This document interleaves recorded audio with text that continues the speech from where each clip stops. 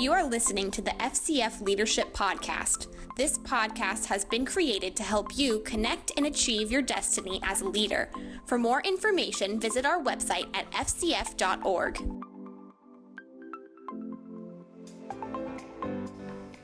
Well, hello, everybody. My name is Whitney Baldwin. I work here at the international office, and I have lots of different roles. But today on the podcast, I have the opportunity to talk to you guys about your church identity. This is something that has been in my heart for almost a year now.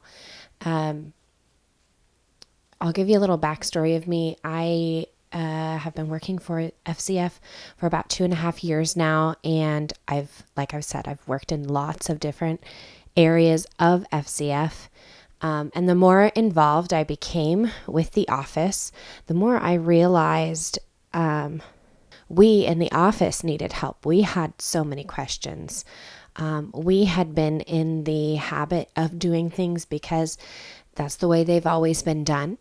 And we realized the error in our ways. So we've been working really hard to change that because the world around us is changing. So for us to be more impactful and reach more people for the kingdom of God, we have to change the way we do things. And there's this saying, I've heard it multiple times, but the first time I heard it, I attended Life Church for about 3 or 4 years. And one of their statements is to reach people nobody is reaching. We have to do things nobody is doing. And I just love that. I think it's so accurate, especially for our church now, the Spirit-filled church. Now, when we say that you have to do things that nobody's doing, I'm not saying you have to stop teaching faith, stop teaching about the works of the Holy Spirit, stop teaching about Jesus. Don't stop teaching any of that stuff. But the way you present it might need to shift a little bit because the world is shifting. The way people perceive things is shifting. So you just have to shift it a little bit. So we're going to talk about church identity. In April of last year, I enrolled in this church communication class because I was in charge of a lot of the communication that came out of the international office, and I wanted to make sure that I was doing a good job of it. Turns out I wasn't. The main way that we communicated at that time was through email, and we realized that we were alienating a lot of our ministers because we have ministers all over the world.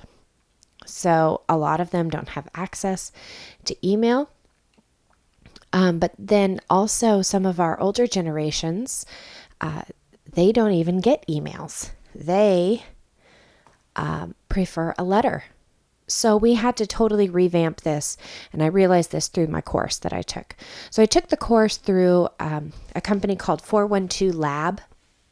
And I would recommend anybody take it. It is a little bit expensive, but the education, the information that you get through it is absolutely incredible, and it will change your perspective on the way you communicate in church to your congregation and really just the way you present anything in life, in my opinion. It completely changed the way I view everything.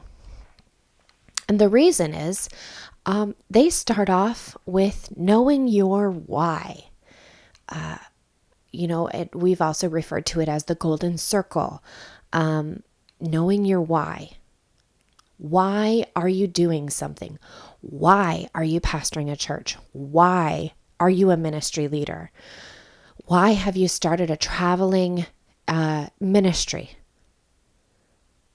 So many of us stop at because God has asked me to do this. And you know what? That is a very perfect point to start. But then you have to start asking questions. You have to start asking God, okay, God, who am I called to reach? A lot of the pastors that I talk to, they know the specific area they're called to. And that is an amazing place to start. But you have to know why God is calling you to that specific area. What is it that this area or these people are missing that you could help fill that void? So this is a difficult thing to go through. FCF went through it in our strategic planning. So I'm part of the strategic planning team. Ernie Beers helps to lead that. And he brought this video by Simon Sinek talking about the golden circle, or also your why, your how, and your what. So that was one of the first places that we started, was why FCF is even functioning. Why are we here? What are we here to do? Who are we called to reach? So the first thing that we did was we established our why. And I'm just going to tell you what our why, our how, and our what is. And then it may help you guys. Our why is so that nobody does ministry alone. Nobody should ever feel alone in ministry. So many times as a pastor or ministry leader, you feel like you have to be the strong one. And you're constantly giving to everybody else. But how many people are pouring back into you? How much time are you spending developing yourself to make sure that you are full to give to other people? It's so important. So our how is pastoring pastors and equipping leaders. And our what is, it's all about relationships. So we went through this in strategic planning. I also went through this in my church communication course. Now my church communication course took it even further. They had you break it up into demographics, into the area. They had us research the zip code that we were in. They had us research the different generations, which I encourage all of you to do. Okay, so I talked about generations, knowing the generations, and I know that there are some people that don't understand what a generation is, so I'm just going to go ahead and give the definition of it. You can look up the different generations. I'll say that primarily right now we have traditionalists, Gen X, millennials, and Gen Zs. You can look up the demographics for all of those or the information for all of those, but a generation typically refers to a group of people born within a certain period of time whose shared age and experiences shape a distinct worldview.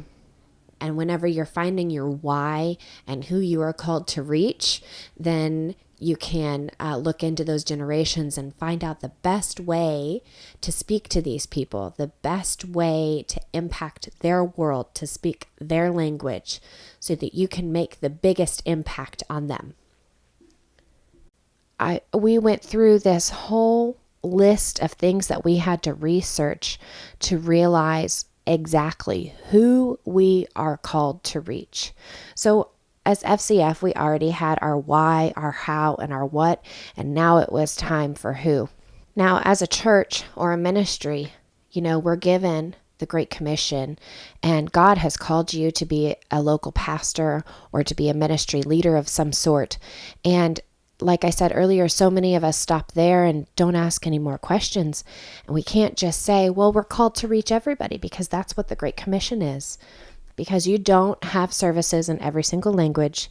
Your services aren't every single minute of every single hour of every single day.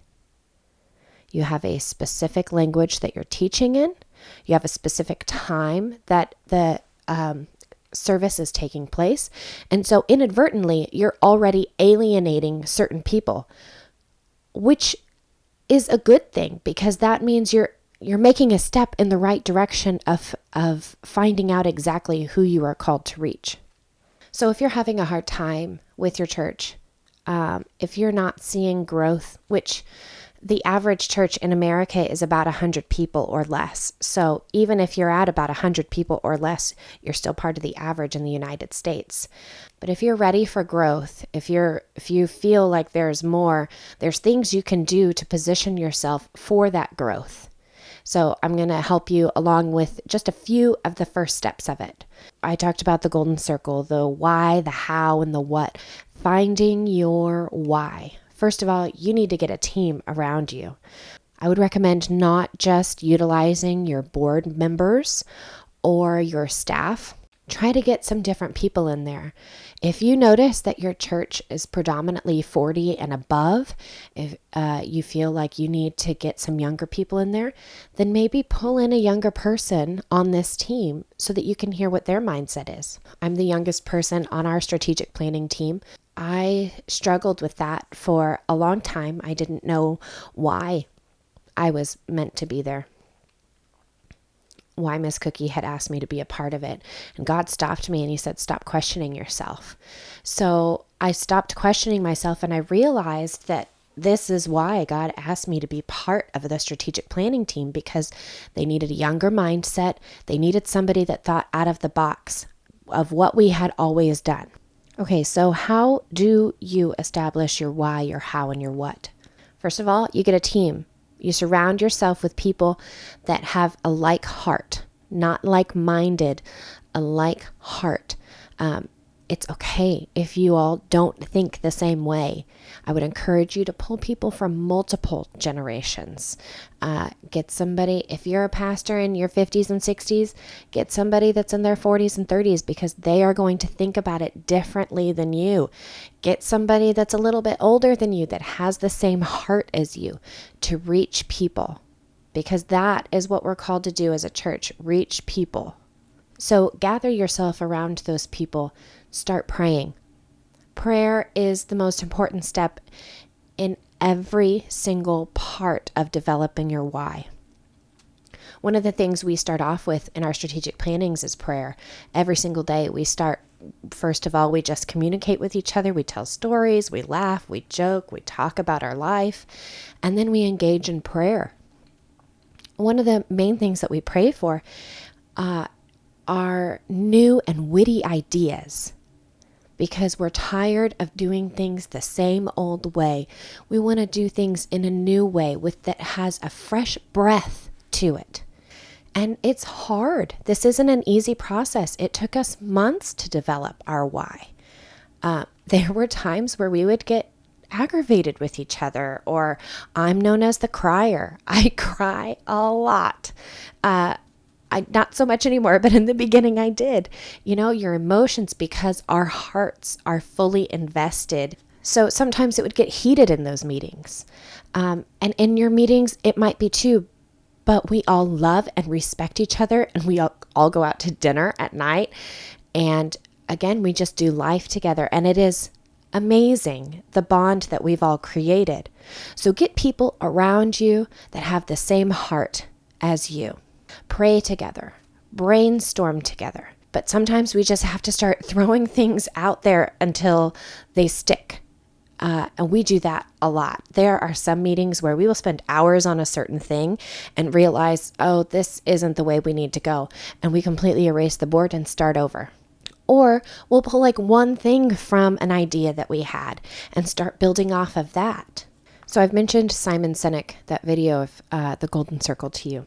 And he says one thing, and I just absolutely love it.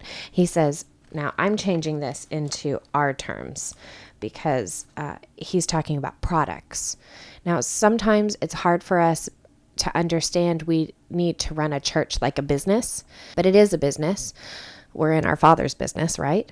So we need to think about the way we present our church sometimes like a business. How would a business present themselves?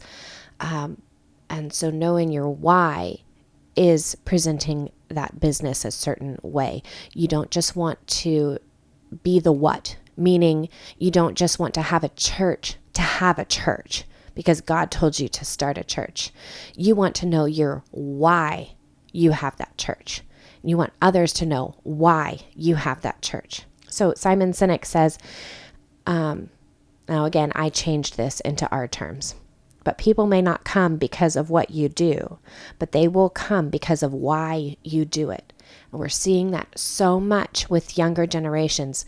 They aren't coming to church just to come to church. When I was growing up, on Sundays you went to church, period. That was it.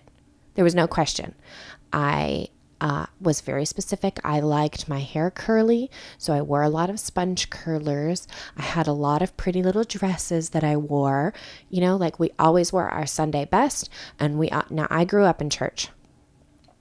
Every single Sunday, that's what we did. Unless you were sick, you went to church. And now it is not that anymore. Parents are wanting to spend more time at home with their kids because they're working more. Kids are more involved in sports, and sports, they don't take Sundays off anymore. Growing up, very rarely was there something happening on a Sunday. Sunday, everybody knew, was a day of rest. Now there is no day of rest. There are things going on every single Sunday. So people don't just come to church just to come to church anymore.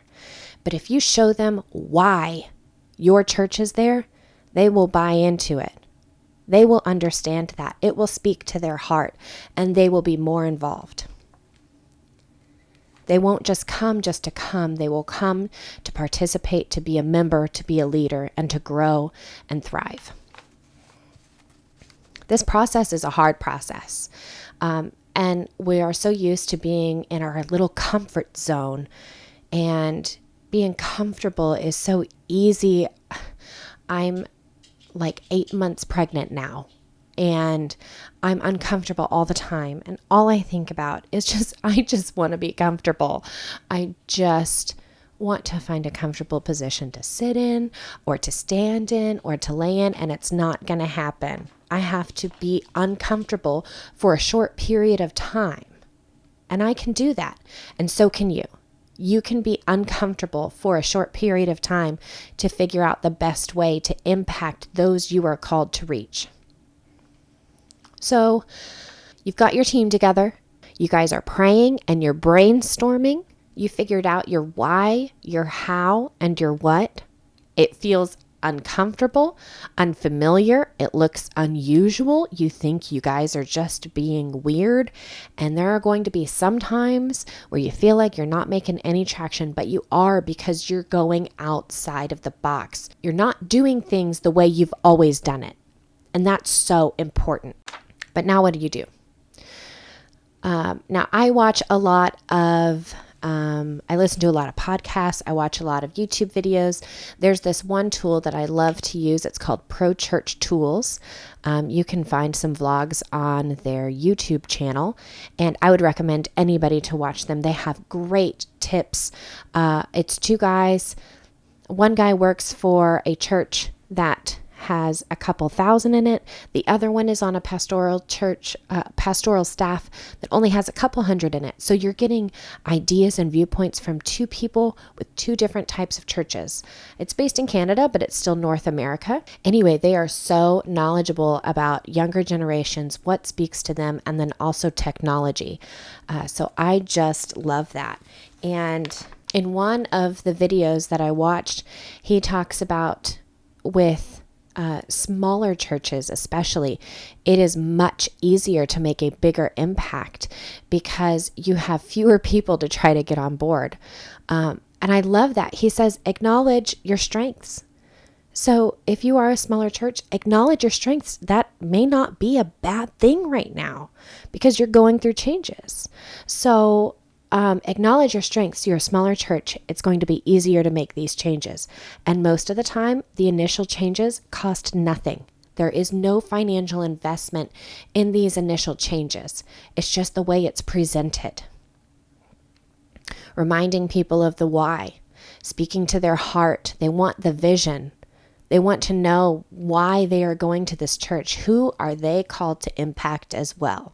So once you figured out the why of the church, now it's time to make those changes. Now it's time to start throwing things out there and trying as many new things as possible. Like I said, they don't have to have a large financial investment, if any. I live in Broken Arrow, Oklahoma. We're a relatively small community, but we do a lot of festivals here.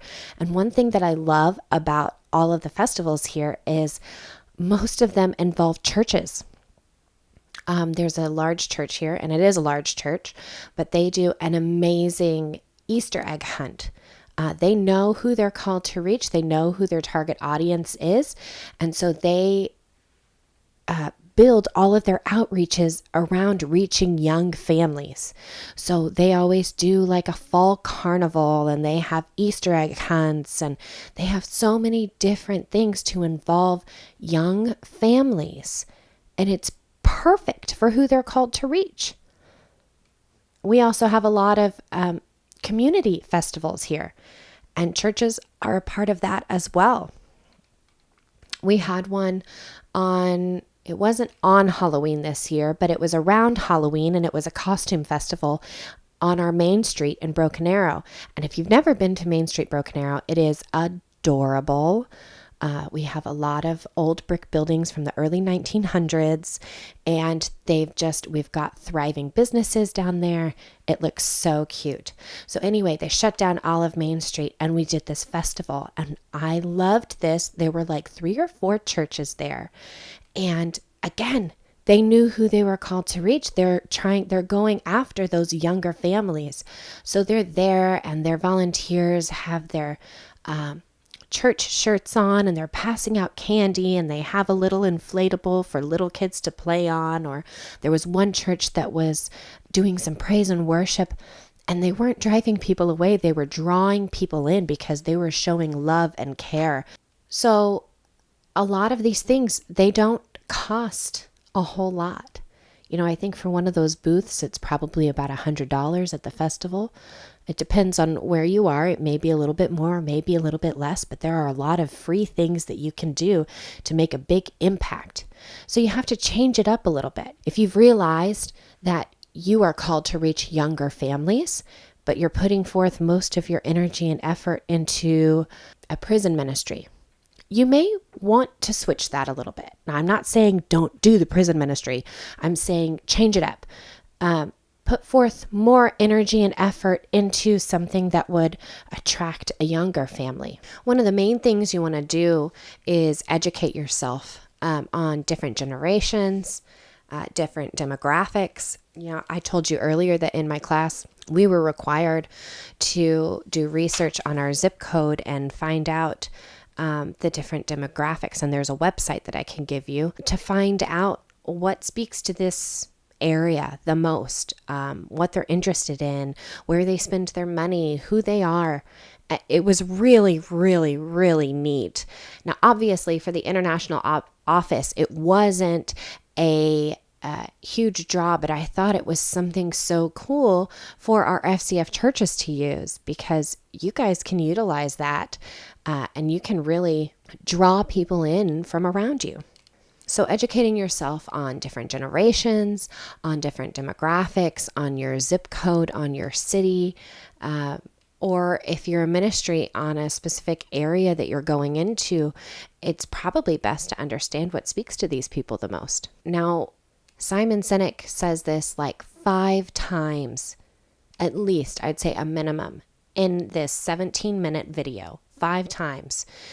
People don't buy what you do, they buy why you do it. Same with the church. People won't come to what you do, they will come for why you do it. He says it like 5 times.